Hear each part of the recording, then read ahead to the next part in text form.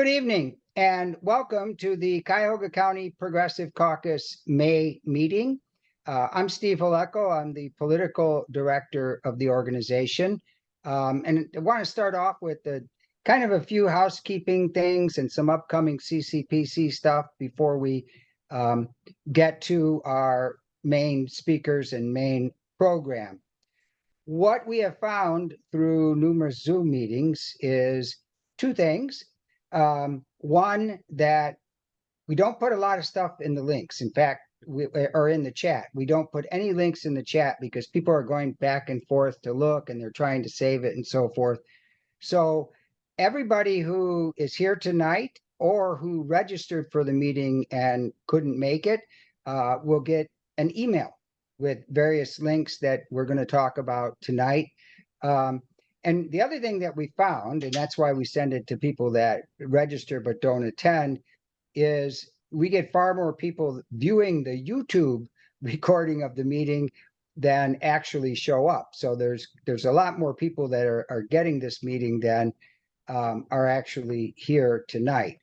But one of the links is become a member of the Cuyahoga County Progressive Caucus.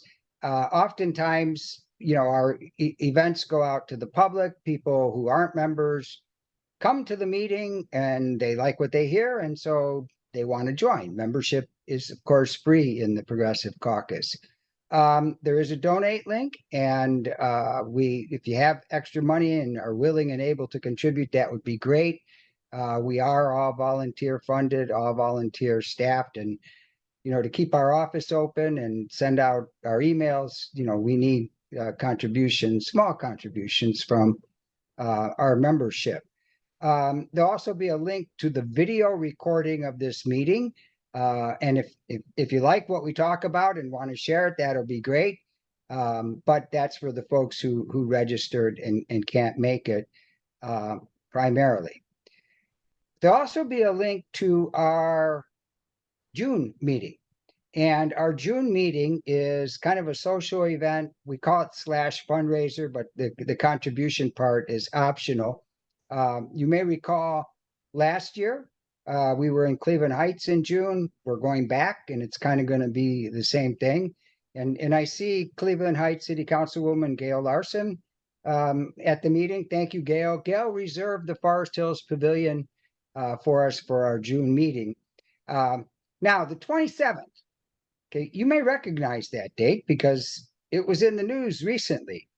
That's going to be the date of the first debate between Joe Biden and Donald Trump. And we talked about, should we move it? Okay, then getting the pavilion, okay, all that. So, but our event starts at 6, and that debate won't be on until 9. So if you're able to make it to the Forest Hills Pavilion in Cleveland Heights, you'll be home in plenty of time to watch the first presidential debate. Our focus right now with the Progressive Caucus is basically on two things. One, of course, we're in solidarity with the people of Palestine, the horrible genocide that's going on there.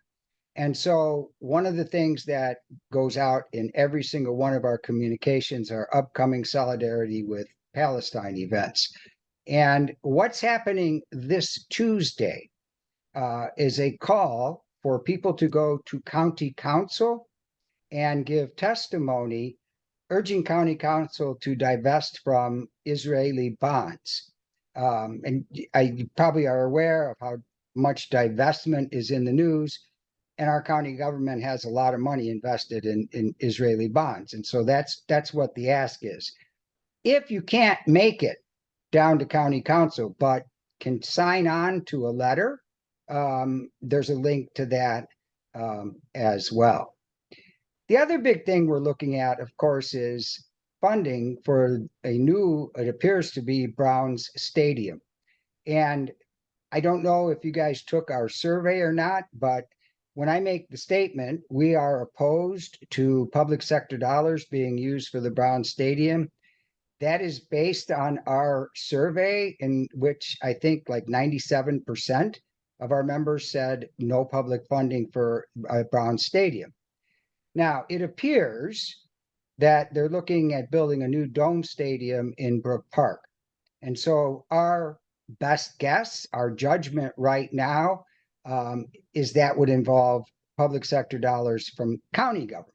Most likely, Cleveland City Council isn't going to contribute money to a stadium in Brook Park.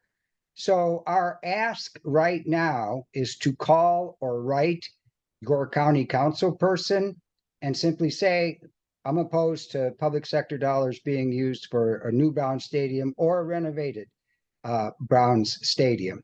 And if you click the link to that, we have sample letters, we have talking points, or you can write your own. Some folks have shared really good letters that maybe we should include in the talking points because they're better than the talking points that we gave. So, that's our two asks right now. If you can urge county council to divest from Israeli bonds, either in person or sign the petition online, and to contact your county council person about public sector dollars being used for a new Browns stadium. So without further ado, let's get to the first of our speakers tonight. Atlee McFellin is from an organization called Drag Defenders. You may know of in the news the bad guys showing up at drag shows. So Atlee is going to tell us what you can do to help out the good guys. Atlee, welcome. Thank you. Thanks, Steve. And I'm coming to you all from the Forest Hills portion in East Cleveland, Ohio. So I'll be very, very close and can join the next get together. I've been participating in the community defense of drag story hours for the last year. And Drag Defenders was really my attempt to, reach out to a lot of people and different organizations that have different politics, very different politics on the left, and to bring people together around this idea of defending what are drag story hours from, in our case, primarily Proud Boys, who fortunately are not very well organized, which is a very good thing. I gotta put my timer on. Drag story hours are where drag queens and kings read children's books to kids and their parents. And it's all about acceptance and being your authentic self. And they're really wonderful experiences. I've participated more on the outside than the inside, but I've really enjoyed the ones that I've gone, that I've been able to sit in on the inside. And so I come at it really from a desire to bring together people on the left who have different political beliefs, but who can come together around this what I regard as a very important need, in defending drag story hours from, in our case, Proud Boys. Like I said, we are fortunate in Cleveland that we don't have the presence of organized fascists like they do, for instance, in Wadsworth, Ohio, or Columbus, Ohio, or Cincinnati, Ohio. They have a much more robust and organized presence with Proud Boys, Patriot Front, what are known as active clubs, which are like gyms meet martial arts dojos with far-right horrid politics. And so for me, I come at it from my belief in the importance of a politics rooted in anti-fascism, while I come at it I come at that subject not from like an academic standpoint, but from a very personal standpoint, because both of my maternal grandparents grew up in Hitler's Germany and immigrated to the United States after the war. And so when I was starting in the first grade, my maternal grandmother, who played a very big role in my upbringing, started explaining to me what life was like for her when she was my age, which was not particularly pleasant for me, but it was much less pleasant for her to live through all of those experiences and really inform where I come from. And so I want to do two things. One, I want to start by talking about my interpretation of anti-fascism in Germany against the Nazis, specifically the failures that they made. And one of those failures was coming together, right? And to me, this is really important because I see a lot of the same parallels, a lot of the same mistakes. And it's a very, when I tell people that this history still remains buried, people immediately say, what are you talking about, right? Because for years, many of us have been explicitly organizing against something we've identified as fascism. But the difficulty is that once you step one foot into these historical experiences, you immediately go beyond the bounds of what is considered acceptable political belief and dialogue in the United States today. And I actually believe that going into this history and going beyond the bounds of what's considered acceptable political discourse is actually the way to bring people together. Because by going back to this history centered on the idea of the failures that the German left made, that I believe we're best able to not repeat those same mistakes here in 2024 going forward. But that's difficult because like I said, as soon as you start talking about it, you're immediately beyond the bounds of what's considered acceptable in the United States today. So please forgive me for talking about this, but to me, it's very important, and I think it should inform the organizing work we do going forward. So the way that I tend to start explaining that to people is looking at, let's say, Bernie Sanders or AOC or the Squad. If these individuals were members of the political party, the largest political party in Germany from the founding of the Weimar Republic at the end of World War I to the July 1932 elections, when the Nazis first won more votes than any other party, they would be in the political center of the political party. This was the Social Democratic Party of Germany. If you consider it from the standpoint of the DSA today, and you take the right wing of the DSA and the left wing of the DSA, that more or less corresponds to the politics that dominated the Weimar Republic. The DSA today's the right wing isn't as far right wing as the Social Democratic Party or SPD, and the left wing is not as far to the left. And so their politics, right, you can imagine what they were. Their politics, they believed that the power of the government to regulate capitalism and to put that money, whether to reinvest it in whatever, to raise enough people out of economic precarity or working class insecurity into the comfort and security of the middle class was sufficient to stop people from leaving that political party and either to go to the left, the Communist Party, or to go to the right, to the Nazi Party, and that this offered a vision that was compelling enough for people in Germany to not make those moves. But it didn't work. And it didn't work for a number of different reasons. One, because the Nazis undermined the ability of the Weimar Republic to do the things that the SPD was fighting for. While two, I also believe that the very conditions that gave rise to the German middle class at that time had fundamentally eroded. Because for Germany, which was late to the game of settler colonial expansion, they established their settler colonies in Africa, right, under the Second Reich, right? It was the theocratic dictatorship of Otto von Bismarck, but they lost those settler colonies at the end of World War I, and that posed a really big problem because it played such a huge role in their rise to middle class, for the small middle class that they had.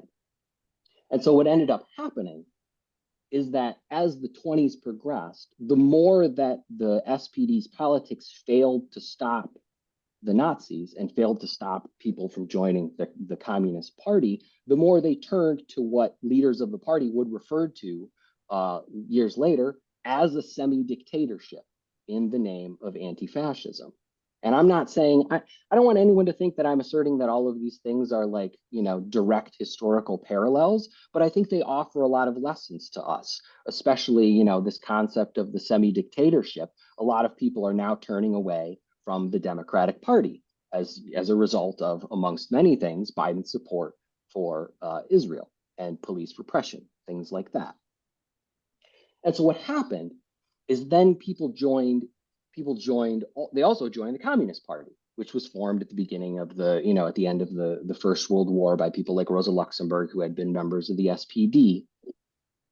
And ultimately, that party was taken over by Stalin, right, by 28. And that party, they ended up believing that the Social Democrats were just as great of a threat as the Nazis, while the Social Democrats believed the communists were just as great of a threat as the Nazis, while the Nazis ended up being a greater threat than both of them, right?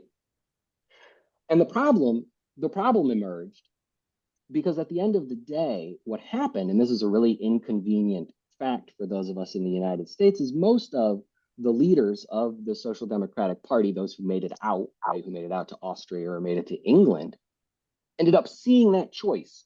They ended up seeing the choice that dominated the Weimar Republic as being, on the one hand, pursuing the path of the lesser evil, right, which they explicitly referred to, or joining with the communists in a united front for political revolution. And this is really inconvenient politics for everyone to think about and to talk about. But I think it's really important. And what did that mean, right? What did that mean? What did that united front mean? Well, I think one of the people who is best for this is actually a woman named Clara Zetkin, who was after the July 1932 elections, when the new Congress sat in August, she was the oldest member, which meant that as per the Weimar Republic's rules, she got to address everyone at that Congress. And just like she had been doing for 10 years, you know, she talked about the need for a united front against fascism. And what that meant to her was, even though the political leadership of the two largest parties on the left, the Social Democratic Party and the Communist Party, weren't interested in working together, she still believed in this idea that people could come together in a united front that was fundamentally rooted in community defense against fascism, right? For her, she understood it as community defense in those days of the SPD and the Communist Party's union halls, their newspapers, what we would call movement infrastructure, I suppose. And she also believed for those 10 years that if the Nazis wanted to secure power and stay in power, they had to inevitably orchestrate some type of coup, soft coup, hard coup within the bounds of the Constitution, not what have you. She believed that because what she saw was a political party that was advancing contradictory promises to competing classes of society that they couldn't follow through on, which I think is another big historical parallel that we're seeing today. It didn't work out. It didn't work out, but I think what she was advocating is really important. One, for people to come together to defend those who face the most acute threat from fascists, right? Not necessarily our union halls or our union newspapers today, because that's not where the threat exists. The threat exists in places like drag story hours. We're seeing, especially in the case of like UCLA, we're seeing it in the case of Palestinian solidarity encampments. And so the other part of it for her was preparing for the possibility of a fascist coup. And she saw in those, she saw in this idea of community defense, the need to form democratic assemblies in workplaces and neighborhoods throughout the country to defend against fascist attacks and to prepare for the possibility of a fascist coup, right? The way she talked about it, it was more like preparing to sustain general strikes or civil disobedience and things like that, as well as immediate community defense. And I think that's something that's very missing from how the left is understanding this project of anti-fascism today. Now, for them, you know, you had the SPD and the Communist Party who weren't willing to actually work together. You had those who were pursuing the lesser evil and who wanted to repress those who didn't necessarily support those politics. And on the other side, you had people who believed those who pushed lesser evilism were as great of a threat or a greater threat than the Nazis. And to me, it didn't make sense. It didn't make sense. But today I see this type of division emerging.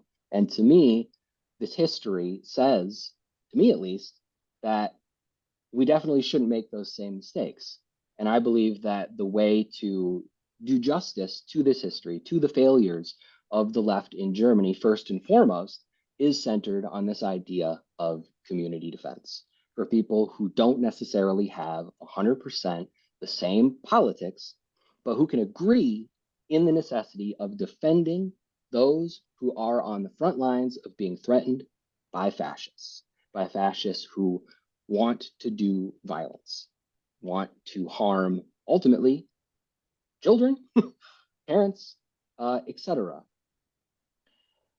While also understanding not only the acute threat that fascists play in these particular instances, but the broader threat as well in how we organize together to sustain larger resistance. And I think the unfortunate reality is that no matter which way the future goes, I think we can rest assured, unfortunately, that there will be increased threats of fascist violence, if not fascist violence. Certainly more if Trump wins than Biden, but I don't think for those of us in Ohio, if Biden wins, that threat is going away. And so I started Drag Defenders, and I started having conversations with people in different groups to see, to really find a way to do justice to these lessons that I think are really important, that I don't see talked about anywhere, in a way that makes sense to people, or that's palatable to people, to give people reason to, to see this idea of a united front, to use their language, as something that is worth pursuing. Because ultimately, I don't see it. I see people who have their world revolves around the lesser evil, and I'm not trying to knock it, the electoral path, and then those who now are increasingly abandoning that without really having a coherent alternative. And I think looking to the lessons of Germany and the failures of the left in Germany offer a path to, I hope, I guess, reconcile differences and find enough common ground to move forward in a way that hopes for the best and plans for the worst. And I'm at almost 15 minutes, so I guess I'll turn it over. And well, let me just say one more thing, I suppose. So I think one of the barriers that I have found is bringing people together from different political persuasions and trying to build coalition with them. There is an emerging coalition throughout Northeast Ohio of different groups, but it's mostly smaller groups that are farther left, groups like DSA or Food Not Bombs, who don't have a lot of experience or aren't very large because they've been, their membership has dwindled over the past however long. So that's one of the things that I'm struggling with right now, is really how to bring people together that makes sense to them while doing justice to the history. And I think it's relevant. I don't know that everyone does. Maybe I'm biased because of my familial background and my own past, but I do think it's very important that we do that. So I appreciate everyone letting me talk. Letting me talk today, and I'll answer any questions people want. Theoretical, historical, practical, or just nuts and bolts about where things stand in my orbit today. Thank you. So if you want to ask a question, you need to raise your hand, and raise the hand with the setting down below. We already have, okay. Because I have to unmute you. Oh, you're okay. Judge, I couldn't tell if you were clapping or you had your hand raised. So yeah, I see it's clapping. So if anybody would like to ask a question, as I said, use the raise your hand feature. That's what you get when you're getting old. You can't tell the difference. So, all right, Gail, please unmute. Yes. Hi, thank you for this, Atlee. I just have a comment to make that we were reading about the fact that the drag queen story hour was threatened and jeopardized in several places, but when that fellow threw the firebombs at the church out in Chesterland, where a good friend of mine attends, it came home. And so one of those things is that we all have to be even if it's long distance, we have to be aware that these things are happening and they're happening in Northeast Ohio. So I just want to make that point. So our next question comes from Kathy. Hi, thank you so much for all of that history, Atlee. Absolutely relevant and valuable.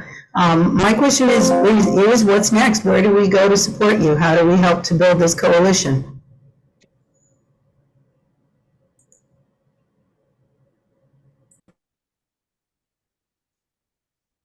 Yeah, don't mute yourself, Atlee. I raised my hand too. Yeah, no, I appreciate that. I think so. I think going forward, there is an emerging coalition in Northeast Ohio, like I said, and I think so it has monthly meetings alternating between in-person and virtual, and I'd really like to invite people to that. There are so one of the just realistic, and Gil, I appreciate what you said, because that's absolutely important. And like I said, we are fortunate in Cleveland, right? Certainly Chesterland, the bomb threat, Wadsworth was awful. The drag story hour last summer in Wadsworth was particularly well organized on the right, including city council. The reality in Cleveland, and this to me this is tragic, because you had literally all but one location now basically saying they're not going to do drag story hours anymore. And I think to some people they're like, oh, okay, whatever, it's drag story hour, but for the one theater in Detroit Shoreway getting the bomb threat called on them, and having it list the names and addresses of all of their staff, right? Which was a cowardly move, right? Not surprising, but I don't think they're going to do drag story hour anymore. And Obama Theater in Cleveland Heights had just done their first, and I don't see them doing one either. And I think everything like that, it makes fascists feel more powerful. And that is absolutely what we can't let happen. And so to me, it's like, on the one hand, it's like, how do you show up to the ones that do happen? In this case, Fairview Park with Colors Plus, the LGBT plus youth center, and it's really building the type of coalition that are capable of bringing out enough people. So the places that are having drag story hour, for instance, don't feel like they need to stop doing it. It's been a difficult thing, because on the one hand, drag story, the theaters that do drag story hour, and everyone that does drag story hour, on the one hand, they don't even feel like they can publicize it, right? They don't even feel like they can advertise it on social media, because they're so afraid that Proud Boys and others will show up, or they'll get bomb threats and whatnot. And then it just creates this cycle where people are already feeling so defeated. They they give up, right? And I mean, to me, I think everybody feels that. I feel that. I think everybody does. And so I think building that immediate, that sort of rapid response that folks have been talking about is really necessary, while not shying away from having the difficult conversations about what we need to be preparing for, and being real about the threat that exists, not doomsaying or saying that anything is inevitable, but just being honest, right? Hoping for the best and planning for the worst, because I fear otherwise there are a lot of people who want to give up, right? And if you're one of the many like LGBTQIA plus youth, right? It's like how many have contemplated suicide, right? It's like 50%, right? That's the most recent statistic, right? This is the reality. And so I think a lot can be done to really prove that there's reason to be hopeful, I think.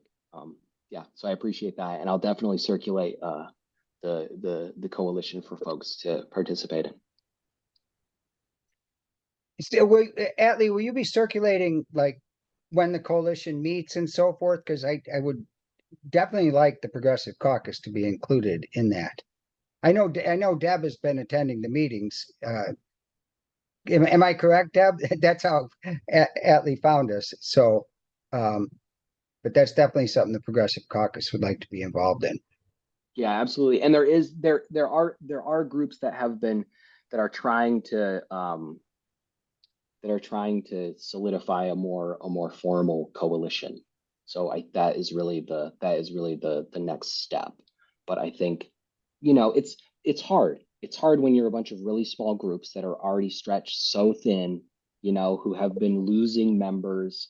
It really, it's a vicious cycle. It's a vicious cycle. And I think it snowballs in the wrong direction, unfortunately. So I appreciate that. Well, our membership's pretty stable, but we are stretched thin. But I think there's an interest in this cause. Yeah, thank you. Anything Nina- else for Atlee? Yeah, I think Nina had a question. Yeah, I'm not sure quite how to put this. But first, let me say that I think this is a very important background and focus that you brought up. But what I'm wondering is the drag queen story hour is a very specific narrow focus for what you are describing as quite a large movement needed. And I'm wondering if there is a way that you see to expand who needs protection and what the threat is beyond the drag focus. Absolutely. No, I think that's imperative, Nina. And and to be honest, really what happened is I came from a specific organizing experience. I was like, okay, well, guess what? I'm just going to buy a domain name. And I'm just going to have conversations with people. I'm going to put together a website and I'm going to use that as a basis to have conversations with people to see where people are at. So I'm 100% with you. I think that was it's coming from my own organizing experience, not necessarily reflecting the broad thing that I think we need, right? For instance, the DSA chapter in Youngstown, Ohio, right? The thing that they're faced with is Turning Points USA, right? Charlie Kirk and them, they're very well organized on campus and completely awful, white supremacists, neo-Nazis, Lord knows how you describe them. They're all the awful put together. So it really does, that threat exists in different ways for different people. And I think part of what's necessary is really that conversation, that dialogue in what threat exists for different groups of people and what that means in terms of how we organize going forward. Could this be a conversation even with people that we are connected with in the Democratic Party? I mean, your history certainly brings that to mind. Mm-hmm. For sure. Okay. That's something to think about, because one of the things that I'm going to get to that when we talk about the judicial endorsements, but the Progressive Caucus is kind of connected more now than ever before with the County Democratic Party. But let's get to the second segment first. All right, anything else for Atlee?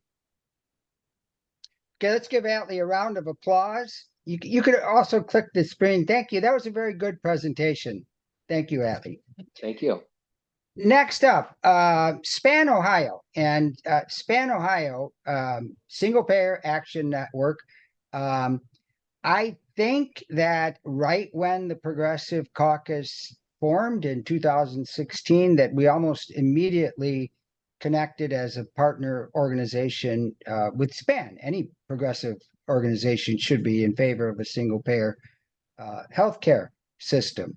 So I don't know if Kathy Caraway or Bob Parker is going first, but we have two speakers from SPAN. Who's going? Kathy, thank you. Hello, everybody. My name is Kathy Caraway, and I'm the regional coordinator for Region Number 1 in SPAN. My colleague Bob Parker is here. Deb, if you would unmute Bob so he can get started, and we're going to review a little bit about single payer, but mostly where we are and where the fight is leading us, what the path is. Bob, you take it away. Okay. I just want to say a couple of things first. I believe that most people here do support single payer, so we're not going into a explanation of why you should support it. If there's any questions about it, it could be brought up in the question period. But I do want to make a couple of introductory points about single payer. First of all, healthcare is a public issue. It's not really a private thing. It's not just simply your healthcare, my healthcare. You care about other people's healthcare for a couple of reasons. Number one, you don't want the people you come in contact with, let's say your restaurant server or somebody like that, having a contagious disease. And also you want, in general, you want people healthy, because otherwise you get more disability, you have more services you have to cover. So this is a public good that we're looking at. And we're not just asking for people's protect their own private interests.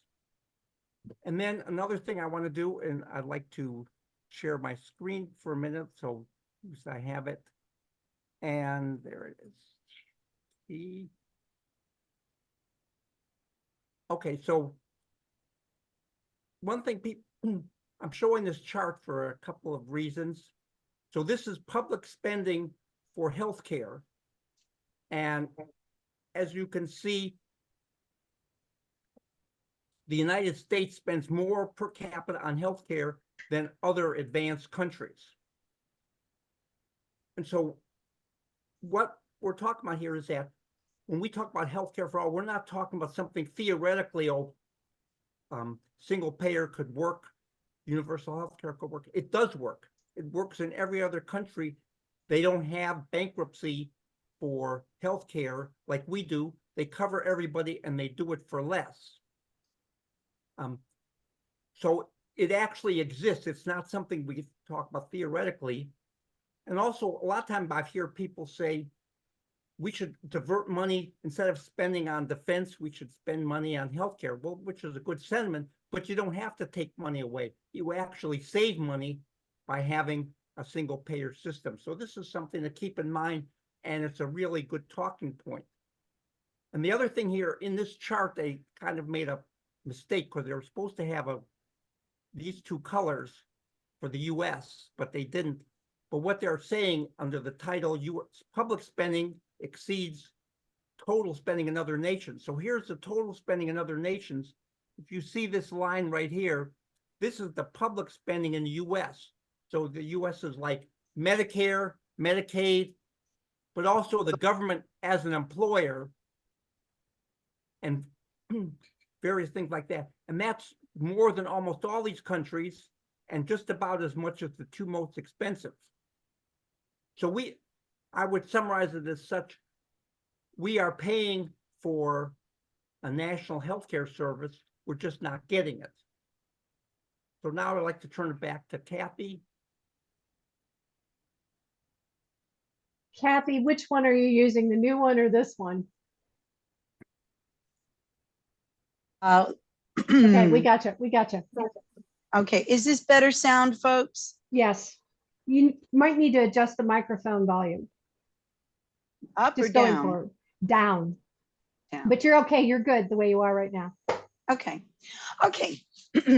Well, I wanted to share. So thank you, Bob. And, once again, Atlee, I want to say thank you so much for bringing that history in of how important it is to defend the people at the margins of our society, and how important it is to change the conversation so that these these progressive ideas are really at the center of our discourse and not at the fringes.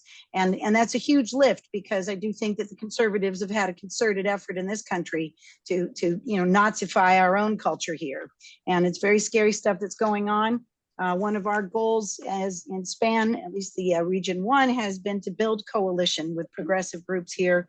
That's why we're big fans of the Progressive Caucus, Jobs with Justice, just keep it going, and so we can add drag defenders to that coalition happily. My task, boy, Bob, you're doing the screen sharing, right? My task today is to share with you where we are in the fight for healthcare for all in this country. Ohio, this won't take long. A bill, Mike Skindell, State Representative Mike Skindell introduced yet another bill in May last year, a year ago. It has not gotten out of the Insurance Committee. We know why. The Insurance Committee is all Republican primarily, of course, like most of the gerrymandered state house is. And the chair of the Insurance Committee is Brian Lampton, who owns an insurance company.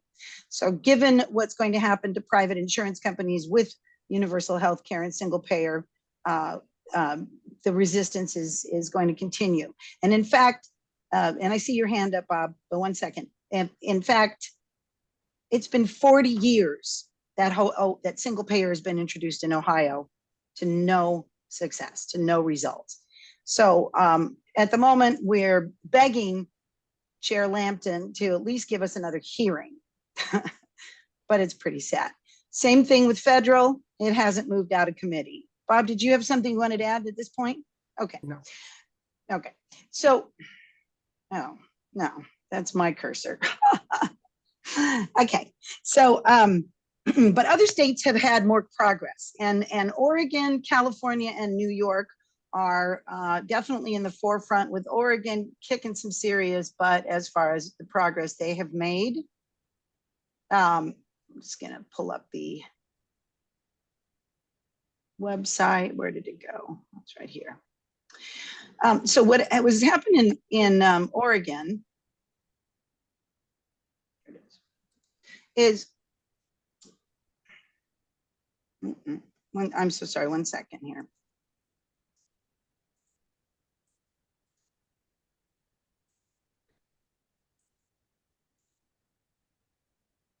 So Oregon has had a whole lot more success than Ohio has, and or any other state, frankly. In 2019, they passed legislation to set up a task force to examine universal health care and to come up with a plan that they could submit to the state that would allow the that would then set up a governance board of a healthcare plan. And so where they are now is getting ready to the governance. It's called the Universal Healthcare Plan Governance Board, has been established in Oregon, and they are in the process, a 2-year process of putting together the plan of actually implementing the universal health care, which is supposed to go into implementation according to their current timeline in 2027. So very exciting stuff going on there. It will, one of the most important tenets, features of a universal health care plan to work is that everyone, 100% enrollment. And Oregon's does that.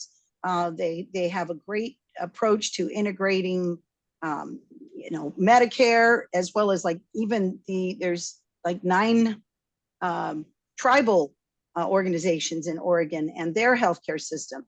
So Oregon's really made some progress. My one concern about it is that the governance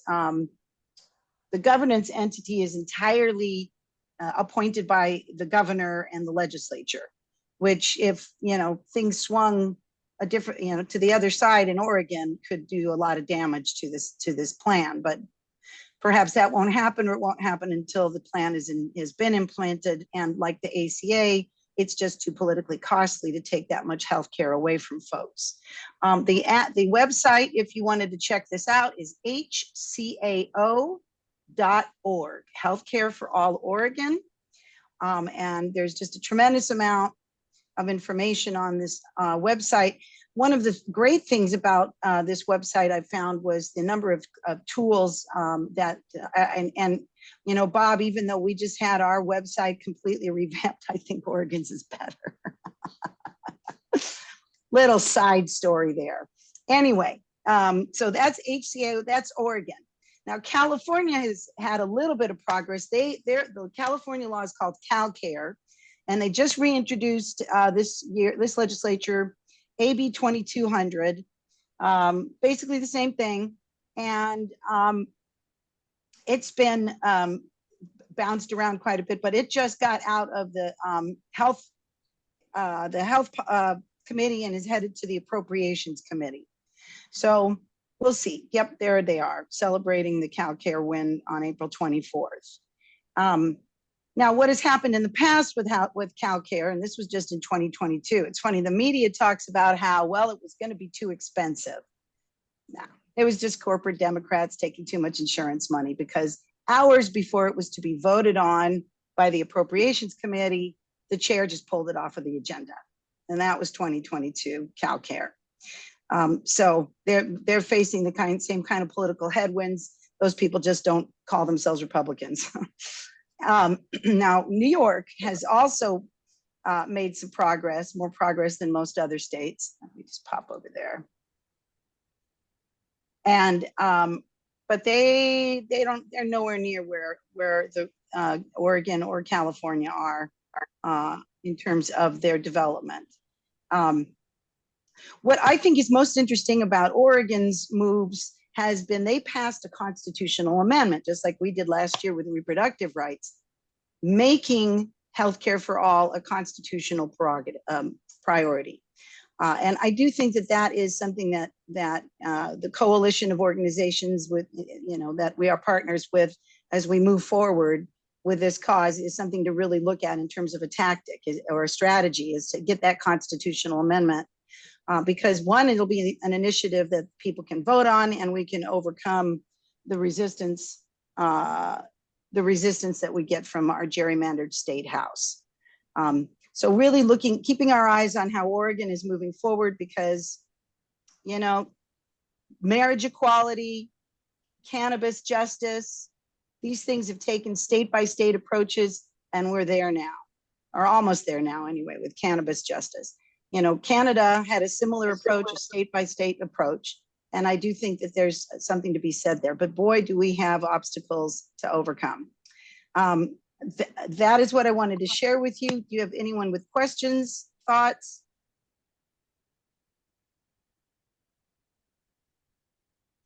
Great. Well, then, you know what? I always tell people, don't come to our boring meetings, but do come to all of our fun events. And we do some interesting tabling events. We love to show up at everyone else's events. We show up in force wearing our cute red t-shirts. And yeah, we're one more thought is that, or point is that we're pretty clear-eyed that it's not going to move forward in Ohio until we deal with gerrymandering. And that really our priority is to get that initiative on the ballot, which I guess we're on track to do, and get it passed in November. Until that happens, we're spinning wheels. Thank you, everyone, for listening. Please feel free to contact us. I have one quick question. I remember I participated with some SPAN members that were also constituents in a meeting with my representative, Tom Patton, last year. And after meeting with Tom Patton, I get where you're coming from with the gerrymandering. Are you guys still doing those meetings with General Assembly members? Our lobby committee is incredibly engaged and active. We all headed down to Columbus a couple of times last year. We had a lobby day in April of 23 to support Mike Skindell and Michelle Grimm, who were the sponsors of the bill. We showed up when they were giving their sponsor testimony. We're still continuing to have individual one-on-one meetings with those who will take them. But we're talking to a wall when we're trying to get meetings with the Republicans. They just won't, they don't even take the phone call, much less set up a meeting. Well, We've had with- trouble getting some of the Democrats to meet with us. Yeah, well, with Tom Patton, he might as well have not taken the meeting because he didn't listen to anything, so. But like Sean Brennan, we met with Sean Brennan on lobby day, and he's like, "Yeah, I'm going to co-sponsor." Yeah. But hey, we want to get those. We need these middle of the road Democrats reelected this year, so we can work on them next year. One of the reasons that we do this lobbying is because it definitely helps the single payer movement if we have more endorsements, even though we don't have a majority. Realistically, those 3 states that Kathy mentioned, there is some possibility that they actually could pass single payer. Right now, there is nothing in the next few years. We're hoping for maybe down the road, but certainly not immediately. But when we do talk to these representatives, and we have gotten a few to endorse, it gives us a higher credibility when we try to build the more support publicly, and then that more support publicly may translate into getting more endorsements down the road. We're just trying to keep this wave building, because it touches every single community, every single person. The racial and economic disparities in health outcomes are enormous. Cleveland has such a horrible maternal death rate. The life expectancy in the city of Cleveland is 20 years shorter than the suburbs. I mean, there are just so many massive problems that would be solved. One of the things I like about Oregon's plan is that there's very specific focus on the social determinants of health. So not just, do you have access to doctors and drugs, but, how polluted is your environment? How much violence is in your community?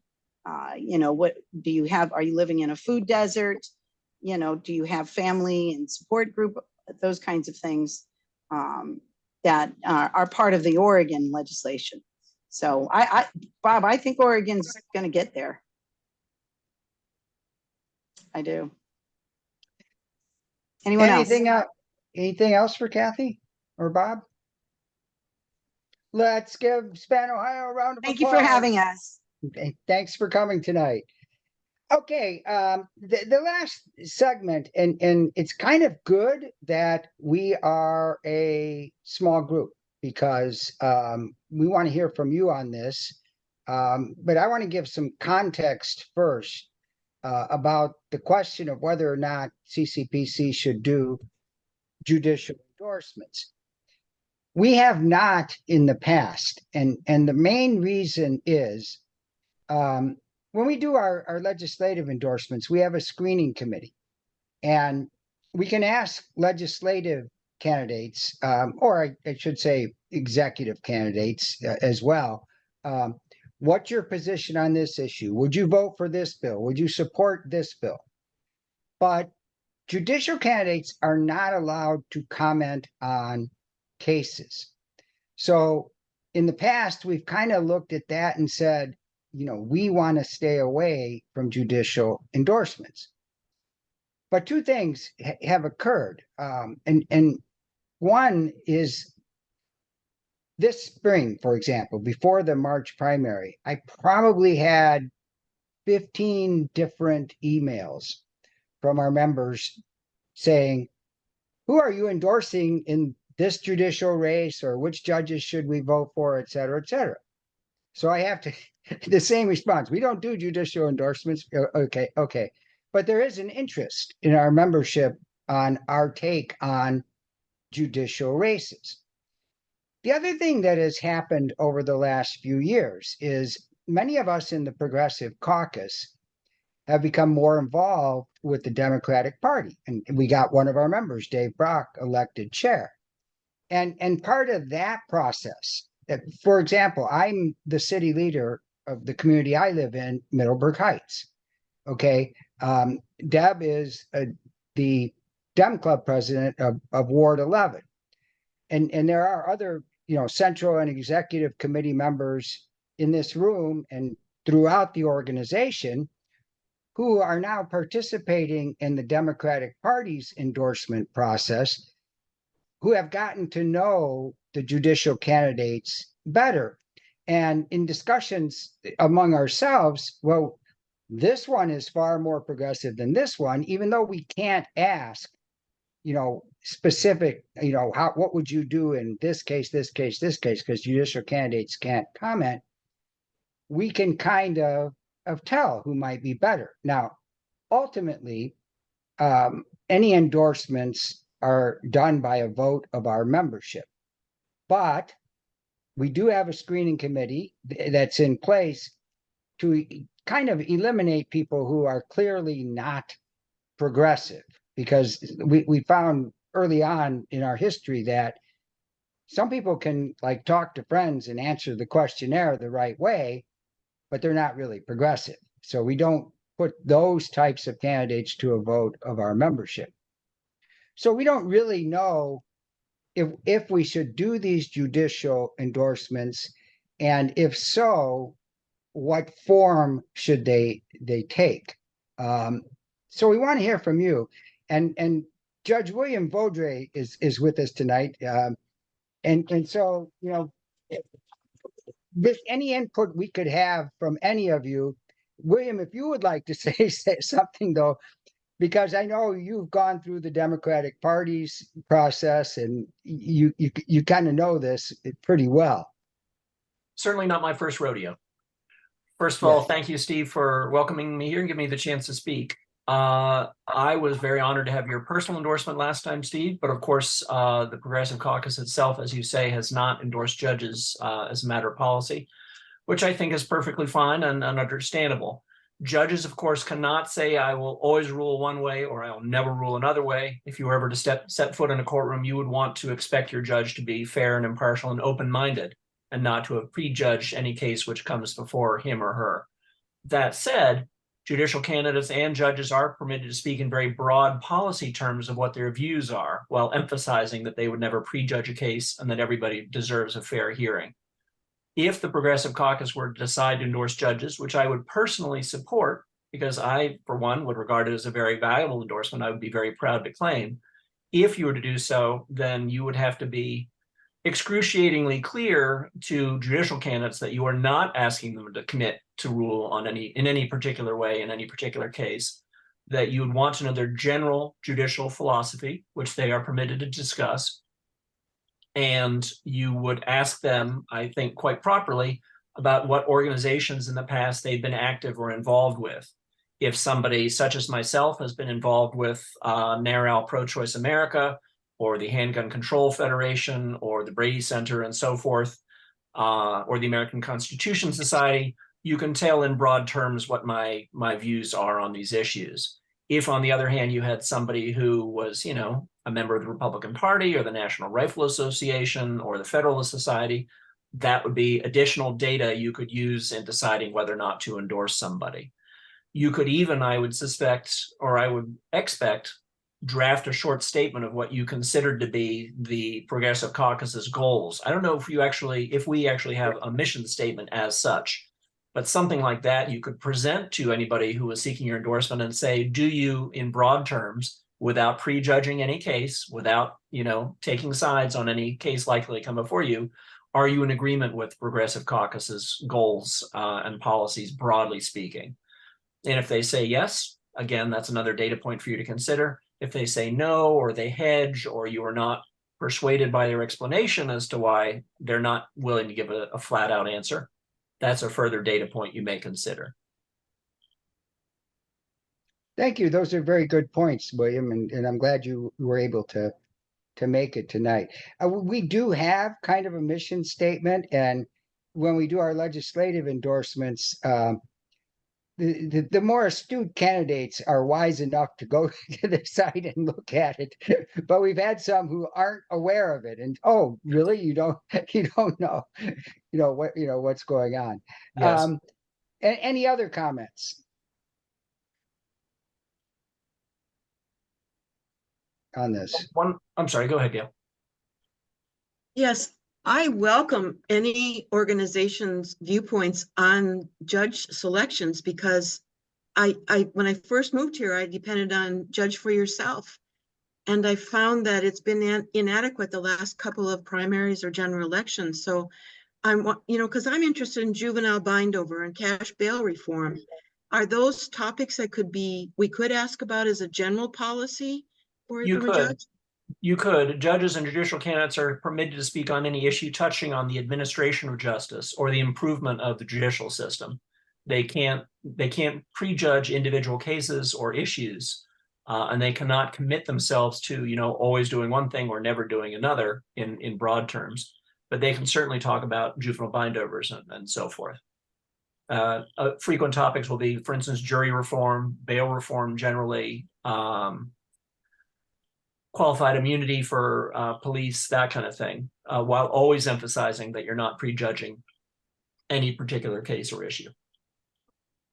And One one other- of the things too, William was mentioning what organizations have you been a part of, but it's from an experience level. I know, the Progressive Caucus members who have been dealing with this as Democratic Party members as well.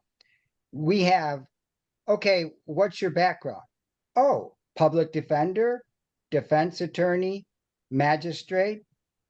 We as progressives tend to look upon that experience more favorable as prosecutor.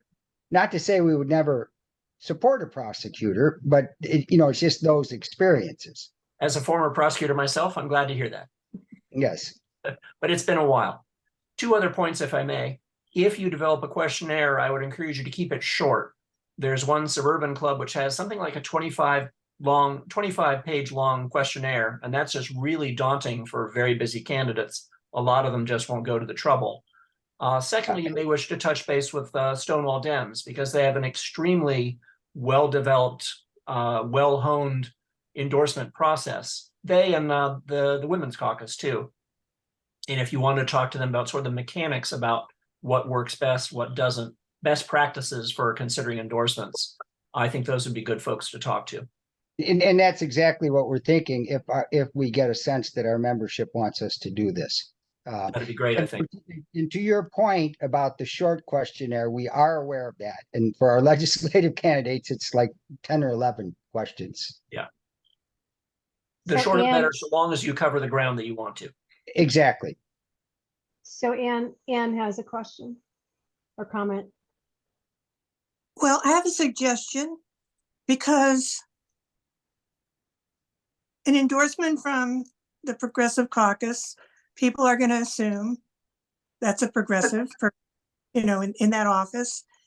And I think not being able to get a yes or no on different issues or positions makes it even more difficult than it already is. It's very hard, I think, to vet candidates, period, and judges, like we've just been told, it's even more difficult. So my suggestion is for those candidates who want to, we can have a short, like the judge suggested, a short questionnaire that we would publish on our website. The groups that they belong to, they could maybe write a comment about our mission statement and not necessarily endorse them, but that's added information for voters. Because I think people who are, looking for information on judges, a lot of people just don't vote for the judges, and some people just guess. But the people that are looking for information, there's, different, everybody knows about Judge for Yourself. And I agree with Gail. It's, I've come to understand that it's not 100% reliable at all. But this, we would provide another source of information. So it's just a suggestion. Yeah, and there's also a logistical problem because with the legislative candidates, what race they're going to be in. Okay. With the judicial candidates, they'll contact us months in advance and they don't even know what race they're going to be in because they're positioning, who their opponents are going to be. So, we'd have to have like a timing factor as well. I think that's a fair point. certainly there are arguments to be made in endorsing before before the filing deadline and after the filing deadline. If you do it before, then you're considering, I would hope, all of them as individuals and not necessarily pitting one against another. If you wait until after the filing deadline, because judicial candidates have to select a particular seat they're running for, and there's often a lot of last minute tactical shifts that, you see candidate A is in and he or she has a name or, ethnic identity or a background that I think would be daunting. So I'm not going to run against him or her. If you wait till afterwards, then the field would be clearer, and then you would be able to consider them by comparison on their merits. And then you'd be able to, that would still leave the candidates plenty of time if they wish to mention their endorsement by the Progressive Caucus. Which reminds me, one other question you might ask is, if we endorse you, will you prominently mention our endorsement? Some might want to sort of do it on the QT, just be able to brag to particular audiences that they have the endorsement, but not to others.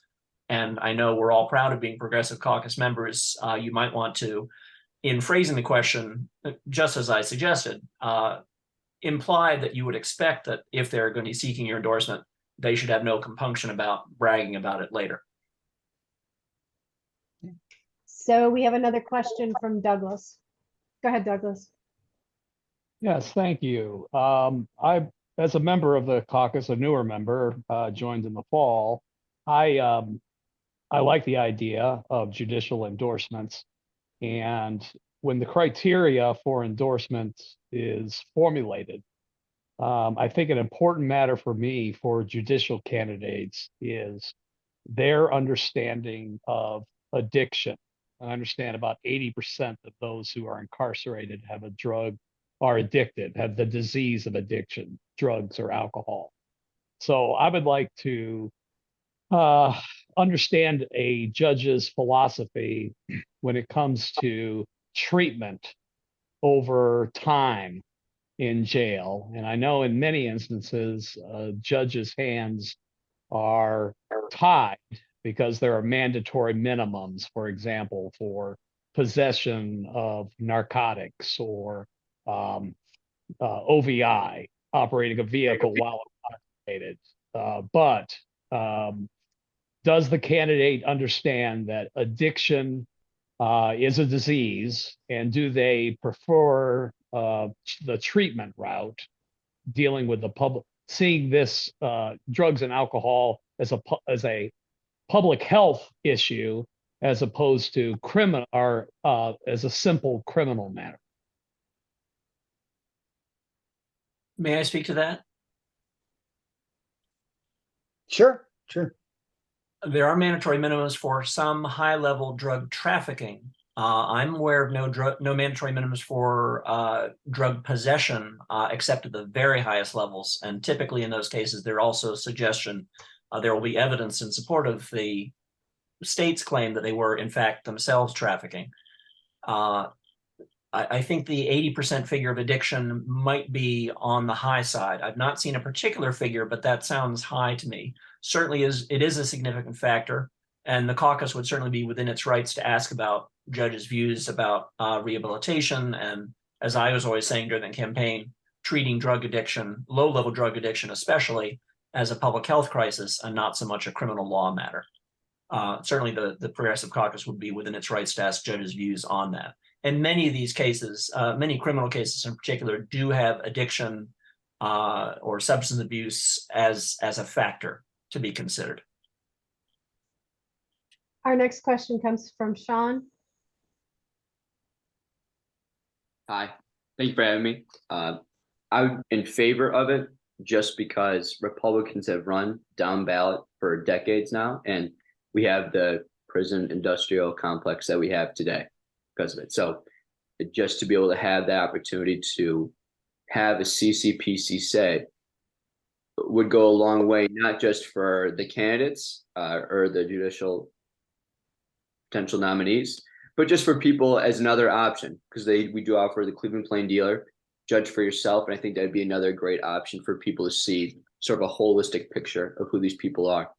But along with the survey, something that I want to float out would be a potential mixer, whether it's right before the deadline or right after.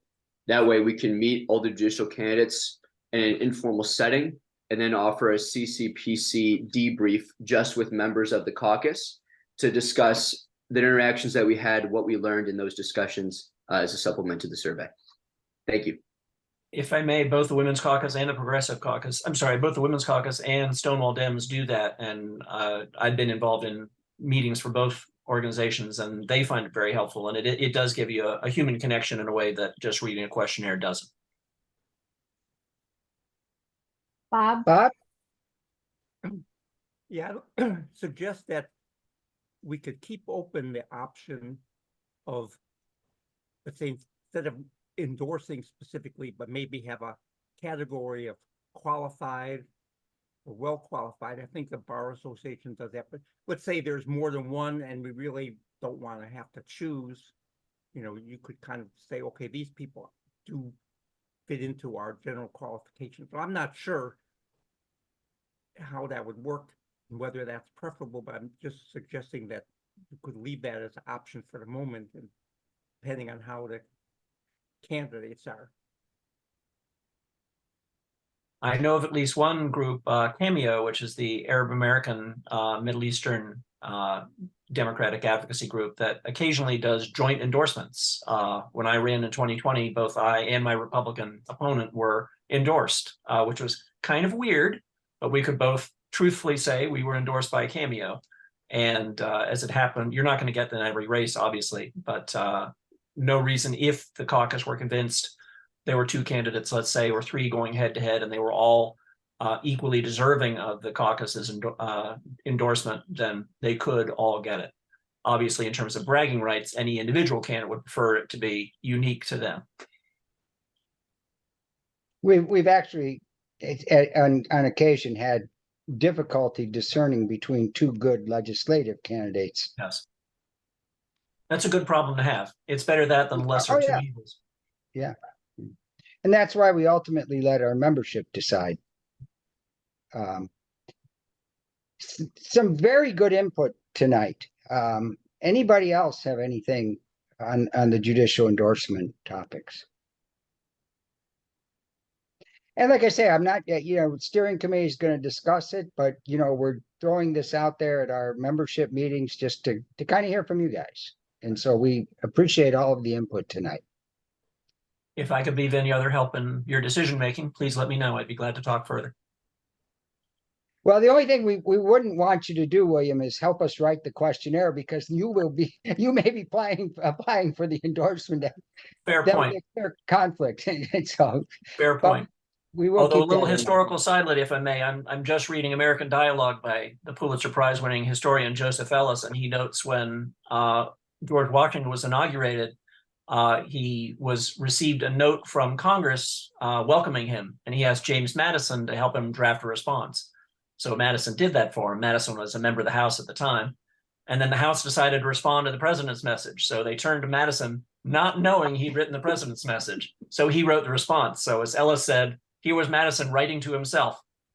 But I wouldn't put you in that position. I know. Anything else before we close up tonight, folks? Well, thank you all for coming. Hopefully we'll see you next month in Cleveland Heights. And our plan is in July or August to get outdoors someplace on the west side, like, kind of like we did last year. East side outdoor, west side outdoor event. Thanks a lot. And I think we had an excellent program tonight, and excellent speakers, and including you guys here at the end for judicial endorsements. So give yourselves a round of applause and have a great evening.